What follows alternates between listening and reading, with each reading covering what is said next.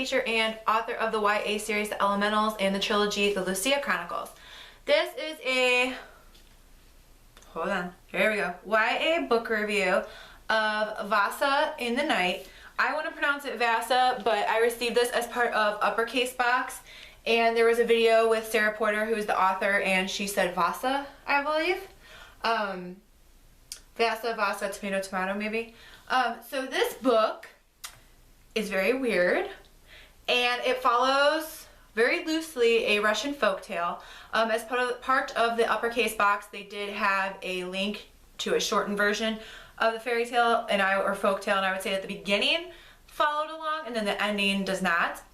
But at first I wasn't a huge fan of the dialogue. I didn't think I could imagine people talking in this way, but eventually I got used to it. I really liked the narration, but this book is just strange. It kind of reminded me of Neil Gaiman a little bit. Like some of his books, for example, the Graveyard book, it took me 300 pages to like it, and I liked the last, 20 or 50 pages of it. I don't know how I stuck with it that far. It's almost like I was forcing myself to. And then I really liked Stardust though. So it kind of is strange in that vein. So if you can suspend disbelief a little bit, you're halfway there already. It's very dark. It basically follows Vassa. Her father left.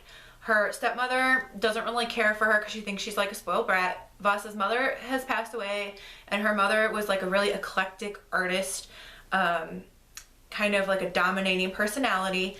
And when she passed away, she gave Vassa a wooden doll, and this wooden doll is animated, and we know that pretty much in the first few pages, like I think the very first page of the story. And it's about this chain of stores called Buys, which stands for Babs, basically. I believe it's Baba Yaga. Is it Yagga?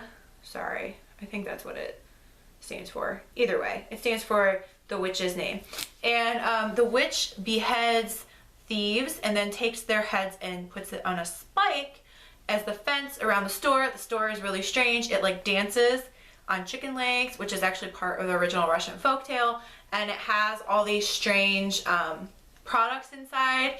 And Vassa is sent to get light bulbs, which also loosely follows the Russian folktale, which in this folktale she's sent to get a light because the power goes out and the night is getting longer and longer. We find out about that in the prologue, or rather she calls it a prelude instead of a prologue.